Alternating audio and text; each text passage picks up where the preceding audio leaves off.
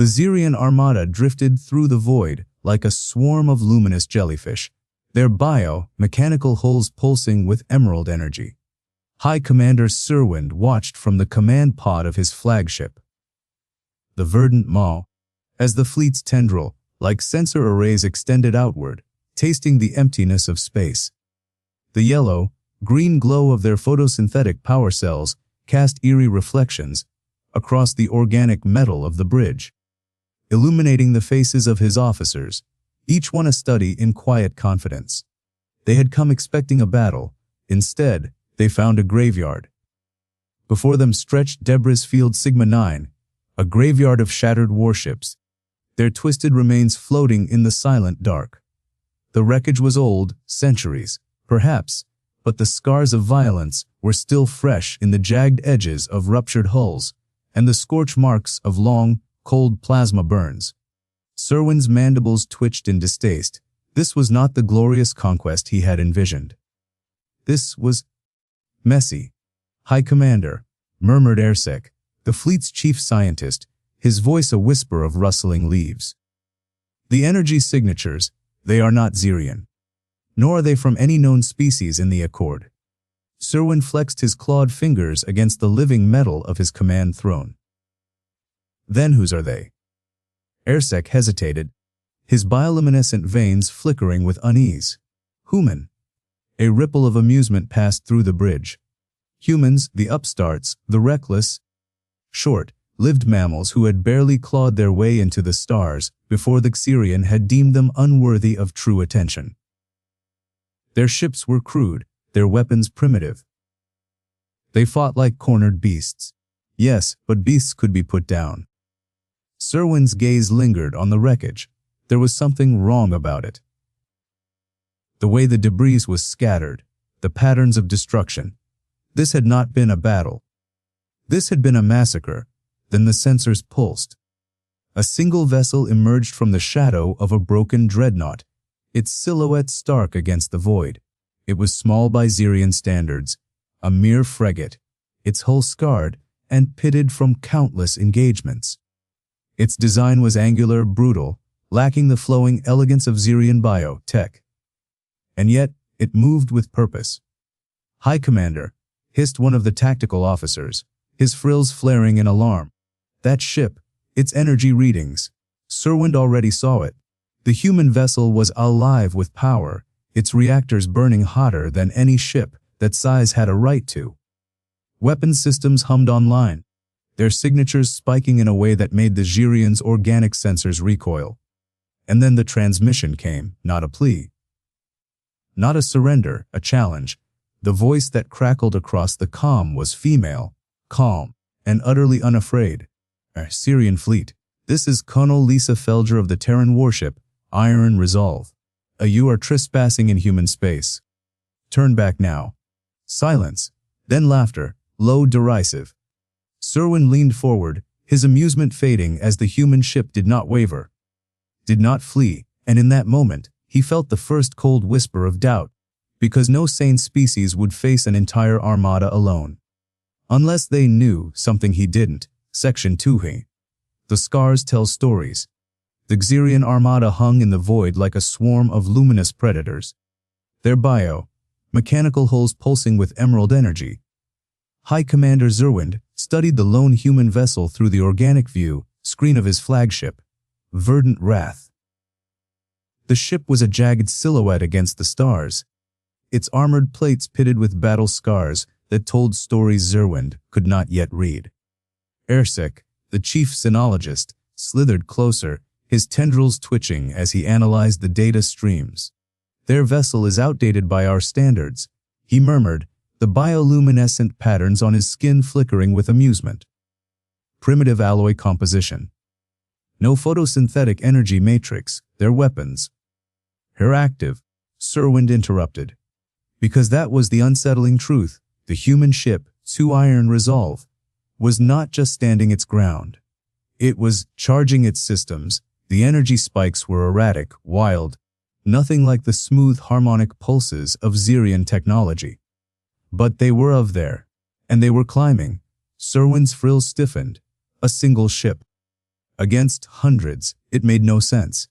Scan it again, he commanded. Full spectrum. I want to know what they're hiding. The verdant wrath's living sensors unfurled. Tendrils of yellow, green light licking across the human vessel. The data returned in cascades, and Xerwind's amusement faded. Commander, their armor. Xerwind saw it then. The pitted scars weren't from neglect, they were from survival. The alloy was layered dozens of times over in patchwork reinforcements. Weld lines crisscrossed the hull like surgical sutures. This ship had been broken again and again, and each time, the humans had forced it back together. And the weapons? Those aren't standard issue. Xerwind hissed. The human vessel's armaments were a chaotic amalgamation of stolen tech, jury-rigged enhancements, and brutal, ugly innovations. Railgun batteries stripped from decommissioned frigates, plasma conduits spliced into the power grid, with no regard for efficiency. And something else, something the Xerion sensors recoiled from, a seething, unstable energy signature buried deep in the ship's core. Xerwind's tendrils coiled tight. That's a war crime, Xerwind finished softly. The humans had strapped a phase singularity warhead to their own ship.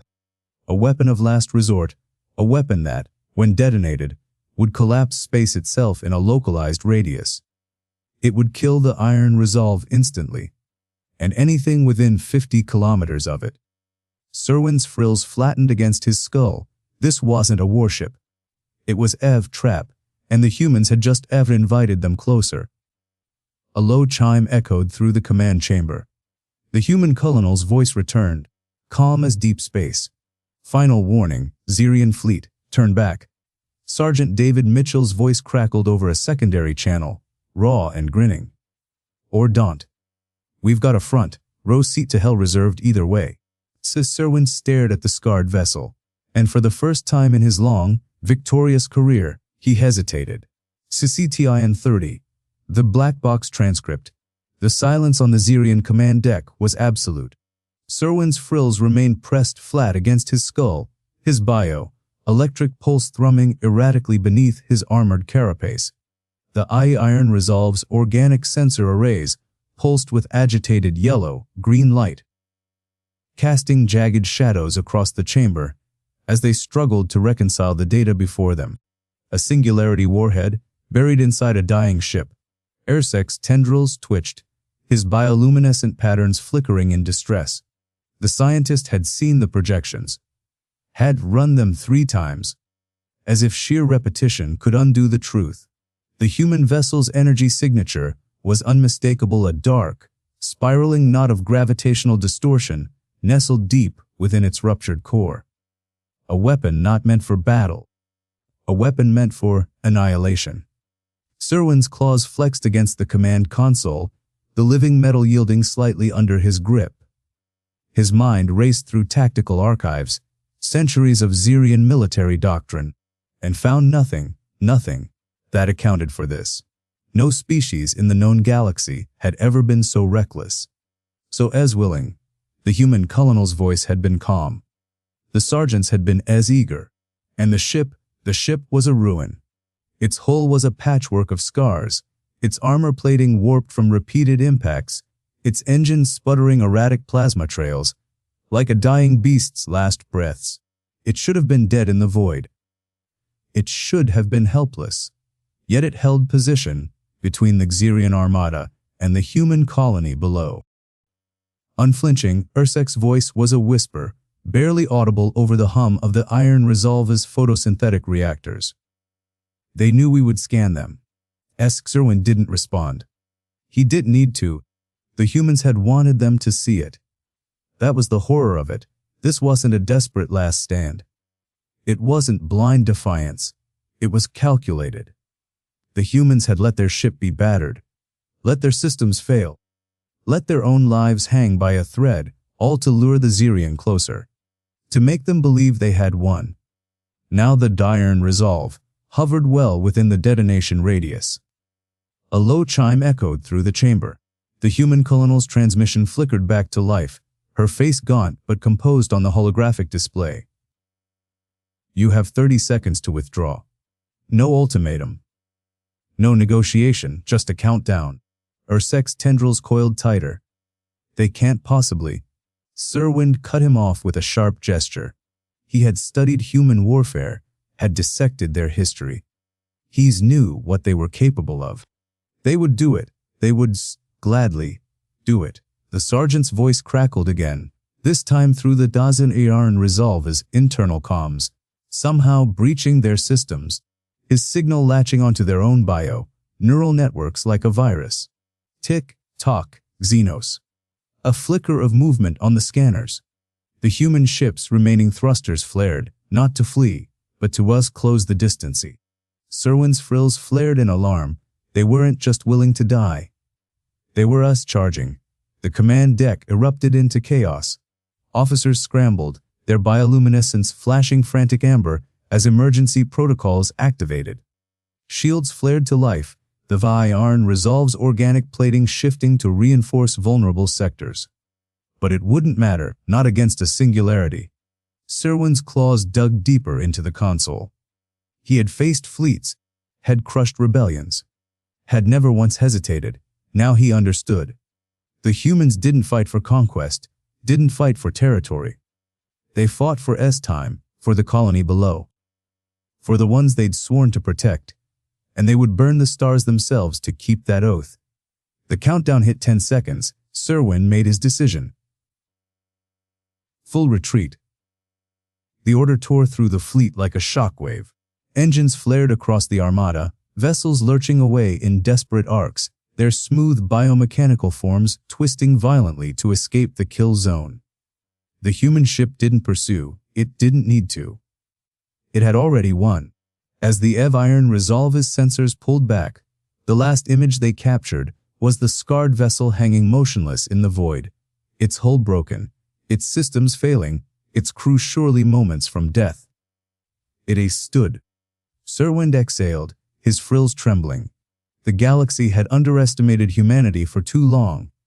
The Xerion armada had withdrawn, their sleek organic warships folding back into the void like leaves retreating from a storm.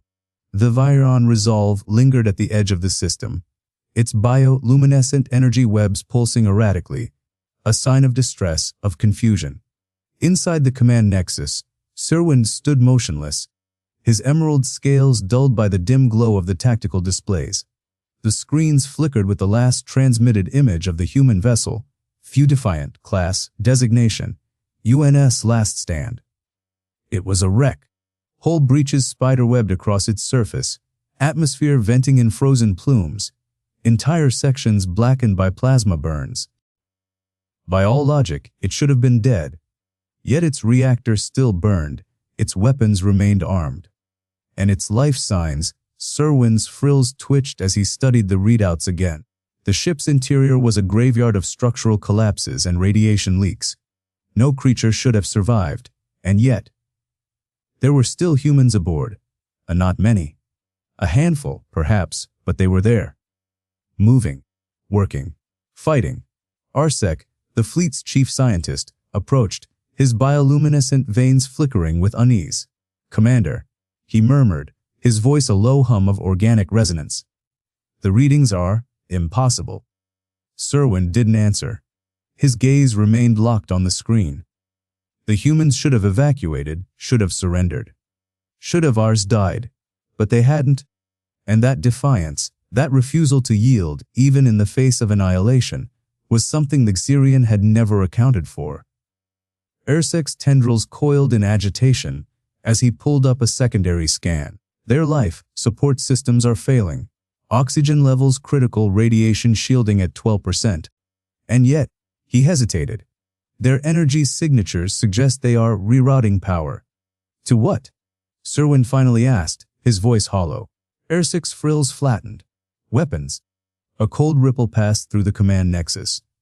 The Last Stand wasn't just surviving, it was preparing to fire again. Xerwind exhaled slowly, his mind racing. This wasn't strategy. This wasn't tactics. This was something else entirely, something raw, something was primal. The humans weren't fighting to win, they were fighting to make it hurt. A proximity alert chimed softly. The Zis's last stand's railgun arrays were charging. Xerwind's claws flexed against the organic console. "Recall all scouts," he ordered. "Maintain distance." Ersic hesitated. "Commander, we outnumber them 1,000 to 1. We could..." "Oh, no." The word cut through the air like a blade. Xerwind had seen enough. The Xerion had come expecting a battle. What they had found was something far worse. Of lesson, on the view screen, the X's last stand hung in the void, broken, bleeding, but unbowed. Its remaining thrusters flared weakly, adjusting its angle, aligning its guns, preparing for one last shot. Xerwind turned away. He had seen the truth now, and he would not forget it. The Xerion bio pod hummed with a low, pulsing resonance, its walls lined with organic circuitry that pulsed in time with Ersec's racing thoughts. The captured human, Sergeant David Mitchell, sat slumped in the containment harness, his battered armor still smeared with the blackened residue of battle. The stench of scorched metal and sweat clung to him, a raw, animal musk that made Ersec's sensory tendrils twitch in discomfort. Mitchell's breathing was steady, too steady. That was the first thing that unsettled Ersec. Xerion prisoners, even warriors, broke under interrogation. Their biologies were too finely tuned, their nervous systems too reactive to the pheromonal triggers of dominance and submission. But this human, his pulse remained stubbornly even. His pupils, though dilated with exhaustion, did not waver. Ersec adjusted the bioscanner, its tendrils weaving through the air as it siphoned data. The readings made no sense. Adrenaline spiked in the human's bloodstream. Yes, but not in erratic surges. In controlled waves, as if he were regulating it. As if fear were a tool he had learned to wield. "You should be dead," Ersec murmured, more to itself than to the prisoner. The human's lips twitched, not a smile. "Something darker." "Yeah," Mitchell rasped. "Heard that before." Ersec hesitated. The translation matrix flickered, struggling with the tonal weight behind those words. This was not bravado. This was something else, something carved into the marrow of the human's being. The bio scanner chimed, drawing Ersec's attention. Mitchell's skeletal structure showed microfractures, old ones, healed and reforged under stress. His muscle fibers were laced with synthetic reinforcements, the kind only seen in Xerion shock troops after decades of combat augmentation. But this human was young, too young for such damage.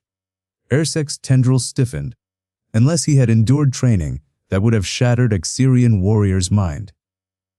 Mitchell shifted in the harness, the movement deliberate. His eyes locked onto Ersec's, unblinking. "You gonna ask your questions? Or just stare at me all day?" Ersec recoiled. The human's voice was hoarse, but the challenge in it was unmistakable. This was not the posture of a prisoner. This was the posture of a predator assessing its surroundings. Xerwind's command echoed in Ersec's mind. "Us learn how they think." But the more Ersec studied Mitchell, the more it realized the truth. Humans did not think the way the Xerion did. Their minds were not circuits to be traced, not pathways to be mapped. They were storms, unpredictable, uncontainable. Ersec activated the neural interface, its bioluminescent filaments extending toward Mitchell's temples. The human tensed, not in fear, but in recognition. "You're not the first to try that," Mitchell said softly. Then he smiled. The scanner shrieked.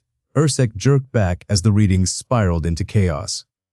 Mitchell's brain activity wasn't just resisting the probe, it was countering it.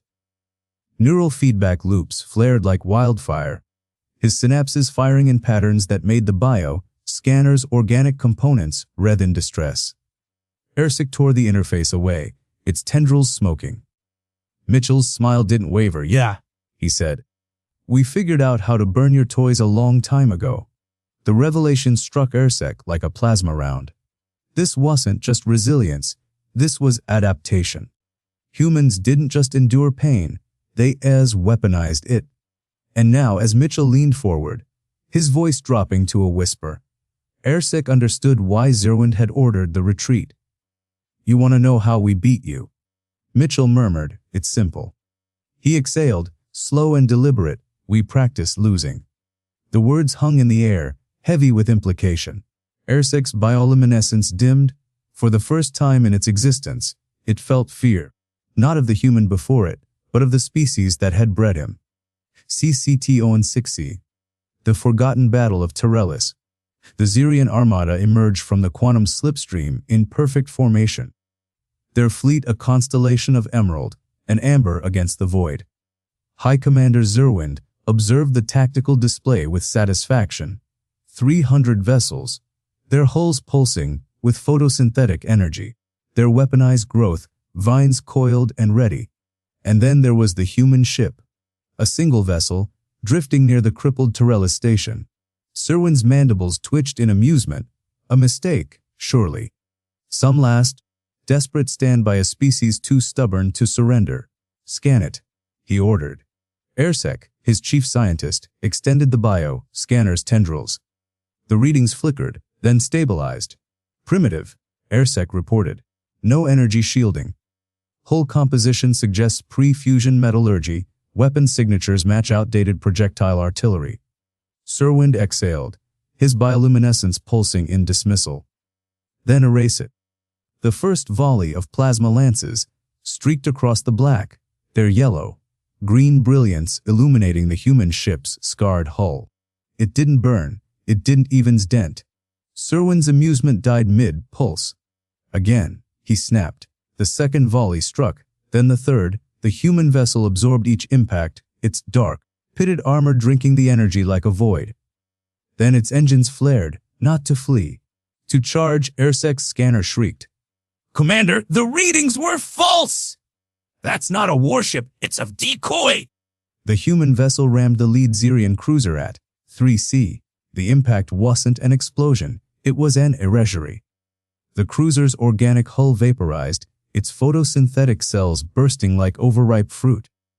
The shockwave tore through 3 more ships before dissipating. Silence gripped the Xerion bridge. Then the real human warships emerged from the asteroid belt. Dozens of them, sleek, silent, their hulls matte, black, their weapon ports glowing a dull, hungry red. Colonel Lisa Felger's voice crackled over the comms. "Xerwind," she said, calm as deep space. "You just attacked a training dummy." The first railgun round punched through a Xerion battleship before the sound reached their sensors. The second detonated a cluster of bio-fighters like overpressurized spores. Xerwind's fleet scrambled, their formations collapsing into chaos. But the humans weren't just firing, they were learning. Every missed shot adjusted their targeting algorithms. Every Xerion evasive maneuver fed their predictive models. By the 5th salvo, they weren't missing anymore. Xersek watched in horror as the human ships adapted in real time, their tactics shifting like liquid metal. This wasn't war, it was practice, and humanity had spent centuries perfecting it. Xerwind's flagship shuddered as a plasma torpedo breached its lower decks. The damage reports flooded in structural failures, energy leaks, entire growth, chambers withering as their photosynthetic feeds were severed. He turned to Xersek, his bioluminescence flickering in disbelief. Xersek's tendrils trembled. "They let us scan a worthless husk," it whispered, while the real fleet hid in the blind spots of our own sensors. A pause. A realization. They knew our scanning patterns. Xerwind's blood ran cold. Humans didn't just fight, they studied, and now, as the last of his armada burned, he understood the truth too late. The Battle of Terelis hadn't been a desperate stand. It had been test, and humanity had passed. CCD-70, the wound that heals wrong. The void between stars was never truly silent. Xerwind knew this now, as the wreckage of his armada drifted in the cold expanse, pulsing with the dying embers of bio-luminescent fires. The once gleaming organic hulls of his ships now hung like shattered chrysalises, their photosynthetic veins darkening as the last of their energy bled into the abyss. He had expected death. He had not expected this. A single human vessel, designation unyielding, loomed before his crippled flagship, its angular silhouette cutting through the debris field like a blade. It was smaller than his own command ship by half, yet it moved with a predator's grace, its thrusters flaring in precise, economical bursts. No wasted motion, no hesitation. Xerwind's tendrils coiled tight against his carapace. This was not a warship, it was a surgeon, and the battle had been its scalpel. Ersek's analysis had confirmed it. The humans had VARs allowed the initial scans, allowed the Xerion to believe they faced a scattered, desperate foe. They had fed the Armada false data, ghost signals, phantom heat signatures, even the simulated panic of their comms chatter. All of it, a carefully constructed illusion. And now, as the unyielding's boarding drones latched onto the flagship's hull with magnetic precision, Xerwind understood the depth of his mistake. Humans did not merely adapt, they evolved mid-combat, mid-strategy, mid-breath. The first drone breached the command deck. It was not the mechanical horror he had anticipated. No whirring blades, no screeching servos, just a smooth, featureless orb that unfolded like a flower, revealing a holographic emitter at its core. The image of Colonel Lisa Felger flickered into existence. She was older than Xerwind had expected, her face lined with scars that spoke of wars fought long before the Xerion had ever looked upon humanity. Her eyes, though, those were the same as every human he had seen in their intercepted transmissions. Calculating. Patient, unbroken. "You're still alive," she observed, her voice calm. "That means you're either very lucky or very smart." "I'm hoping for the latter." Xerwind's bioluminescence dimmed. He had no words. Felger tilted her head, studying him as if he were a puzzle she had already solved. "You came here thinking we were weak. That would break under pressure." A faint, almost pitying smile. "But pressure is how we make diamonds, Commander." Behind her, the hologram shifted, displaying a real, time feed of the battlefield. The remaining Xerion ships, those that hadn't been reduced to slag, were being herded, their engines disabled with surgical precision. Not destroyed, not even boarded, neutralized. Ersek let out a shuddering click, its tendrils twitching in horrified realization. "They're cataloging us." Felger's smile didn't waver. "No, you're getting it." Sergeant David Mitchell was the first human to step aboard the flagship. He moved like a ghost, his armor's matte, black plating absorbing the ambient light rather than reflecting it. His helmet's visor was opaque, giving no hint of the face beneath, only the faintest glow of targeting reticules dancing across its surface. The Xerion crew recoiled. Mitchell ignored them. He strode to the command console, his gauntleted fingers dancing across the alien interface with unsettling familiarity. Within seconds, the ship's systems flared to life, not under Xerion control, but his. "Got it," he muttered. The words transmitted through his helmet's external speakers. Neural architectures similar to the Torellis outpost. They didn't even change their encryption. Felger's hologram nodded. "Copy that. Proceed with extraction." Xerwind finally found his voice. "What are you doing?" Mitchell paused. For the first time, his helmet tilted toward the Xerion commander. The silence stretched, thick with unspoken meaning. Then, without a word, he turned back to his work. The message was clear. "You don't matter anymore." By the time the unyielding departed, the Xerion flagship was adrift, but intact. Its systems were locked, its weapons disabled, its crew unharmed. Ersek stared at the retreating human vessel, its tendrils limp with defeat. They didn't even take prisoners. Xerwind said nothing. The humans had left them alive, but they had taken something far worse. Their certainty. And as the last of the yielding's thrusters faded into the void, Xerwind understood the true horror of humanity. They didn't just win wars, they rewrote the rules. And the galaxy would never be the same. CTO and 8. A lesson in fear. The silence aboard the Xerion flagship was thick, suffocating. The air tasted of ionized bioplasma and something else. Something acrid, metallic, fear. Xerwind's tendrils coiled tight against his thorax as he stared at the tactical display. The unyielding was gone. vanished into the void, as if it had never been there at all. Only the scars remained, disabled systems, locked controls, the lingering echo of human efficiency. Arsek's bioluminescent patterns flickered erratically, his neural frills twitching in distress.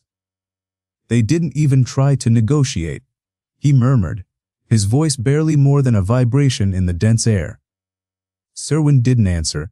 His mind was still replaying the last moments, the human soldier Mitchell, turning away as if Xerwind were nothing more than an afterthought. Not a threat, not even a consideration. "You don't matter anymore." But the words had never been spoken aloud, but they hung in the air like a blade. 3 cycles later, the Xerion fleet had regrouped, their organic hulls pulsing with uneasy energy. The flagship systems had been partially restored, but the damage was deeper than circuitry. The crew moved in silence, their usual harmonic hums muted, their bioluminescence dimmed. Xerwind stood before the command nexus, his tendrils tracing the edges of the holographic report. The data was undeniable. The human vessel, of one vessel, had disabled an entire Xerion battle group without firing a single lethal shot. Arsek approached, his neural frills twitching as he absorbed the same information. Their technology. It wasn't just superior, it was adaptive. Xerwind's mandibles tightened. The humans had not merely countered Xerion systems, they had learned them. Their electronic warfare suites had rewritten Xerion protocols mid-battle, turning their own bio-mechanical networks against them. And then there was the armor. Arsek expanded the scan logs, revealing the unyielding's whole composition, a layered monstrosity of ablative plating, reactive nano, mesh, and something the scanners couldn't fully identify. "Et heals," Arsek whispered. "Not like our organic regeneration. This is deliberate engineered." Xerwind felt something cold settle in his thorax. The humans hadn't just built a ship. They had built a predator. The war room. The surviving Xerion commanders gathered in the flagship's central chamber, their bioluminescent patterns flickering in uneasy synchronization. The air was thick with the scent of pheromonic distress. Xerwind stood before them, his voice steady despite the tremor in his neural frills. "We underestimated them." A ripple passed through the assembled commanders. What assumed their aggression was a weakness. Xerwind continued. That their refusal to surrender was desperation. But it wasn't. He activated the holographic playback, the unyielding slicing through their formation, its weapons systems locking onto Xerion vessels with terrifying precision. Not to destroy, to cripple.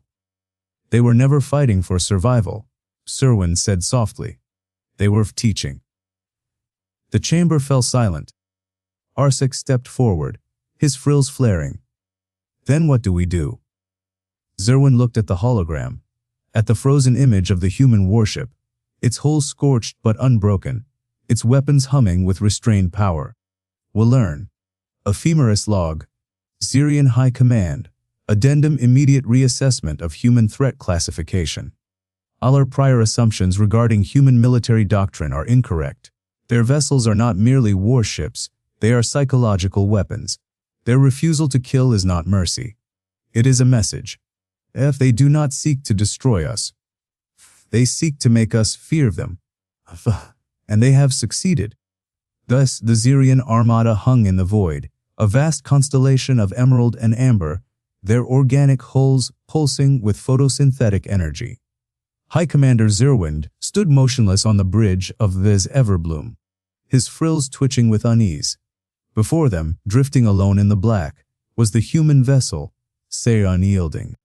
It was a single ship, a single, damaged ship. Its hull was scorched from previous engagements, its armor pitted with the scars of battle. Yet it did not flee, it did not power down. It simply waited, its engines dark, its weapons silent. Xerwind's secondary eyes narrowed. This was not a retreat. This was not surrender, this was something else entirely. Arsek, the chief sinologist, approached, his bioluminescent veins flickering with nervous energy. They are transmitting, he said, his voice low. Xerwind's frills stiffened. What do they say? Ersek hesitated. Nothing. No words. No demands, just a signal. A repeating pulse. Xerwind turned to the holographic display as the data streamed in. The human transmission was not a message. It was not a plea, it was a sound. The bridge crew shifted, their organic armor creaking with discomfort. The sound was primal, instinctive, something deep in their genetic memory recognized it as life, as persistency. Xerwind's claws flexed. This was no accident. This was deliberate. The humans were not begging for mercy. They were counting. On board the S Unyielding, Colonel Lisa Felger watched the alien fleet through the cracked viewport. The damage reports scrolled across her screen. Shields at 12%, railgun capacitors drained. Life support on backup power. Sergeant Mitchell wiped blood from his brow, his fingers trembling from adrenaline. They're not firing. Felger didn't answer. She didn't need to. The Xerion had them outgunned 100-1. They could obliterate the Unyielding in seconds. And yet, they hesitated. Mitchell exhaled sharply. They're scared. Felger's lips curled. Not in triumph, not in arrogance, in the understanding. The Xerion had expected desperation. They had expected surrender. Instead, they had found a warship that refused to die, a crew that refused to break, and a transmission that carried the oldest human message of all. Fev, we are still here. Aback on this Everbloom, Ersek's frills rippled in agitation. They are analyzing us, he murmured. Studying our hesitation. Xerwind's claws dug into the command console, the living metal groaning under his grip. The human signal continued, the thump, thump, thump, thump, an unrelenting reminder that this ship, this enemy, was still alive. Still fighting, a flicker on the scanners. Ersek stiffened. Commander, they're powering weapons. Xerwind's blood ran cold. But the humans did not fire. Instead, their railguns charged a deep, resonant hum vibrating through the void. A sound the Xerion had learned to dread. Yet still, no attack came, only the pulse. Only the heartbeat, only the silent, terrifying truth the humans were not afraid to die. But they were making damn sure the Xerion remembered what it cost to kill them. Ephemeris log, Xerion High Command, ACE, Addendum, immediate reassessment of human psychological warfare protocols. Their transmissions are not communications, they are weapons. Their silence is not surrender. It is a challenge. And we are losing. The silence was worse than the gunfire. Xerwind's command spire pulsed with uneasy energy, the organic circuits beneath his fingertips writhing like restless serpents. The human ship, 5 Indomitable. Their databases had finally supplied the name, hung in the void before them. Its battered hull still glowing from the heat of battle, its railguns humming at full charge. But it did not fire, it waited. Ersek's tendrils coiled tight against his carapace, his bioluminescence flickering in erratic bursts. They're not attacking, he murmured, his voice barely audible over the thrum of the Xerion flagship's photosynthetic reactors. Why? Xerwind knew. The humans had no need to fire. Their defiance was written in the scars across their ship, in the way their engines still burned despite the damage, in the rhythmic pulse of their transmission. A thump, thump, thump, thump, like a war drum counting down to something inevitable. They were not trying to win, they were making sure the Xerion understood. A shudder passed through the command spire, the living architecture reacting to the tension coiling in Xerwind's veins. His warriors shifted uneasily, their emerald plating dimming in the shadow of the human vessel. They had faced empires, crushed rebellions, broken fleets 10 times the size of this single, stubborn ship. Yet none had ever looked at them like this. None had ever made them hesitate. A flicker on the tactical display. Colonel Lisa Felger's face resolved on the main viewer, her features streaked with soot, her eyes burning with something that was not rage, not desperation, but certainty. Xerion command, she said, her voice steady. You wanted a surrender, she smiled. It was the most terrifying thing Xerwind had ever seen. Behind her, Sergeant David Mitchell worked at a console, his fingers flying across the interface. His jaw set.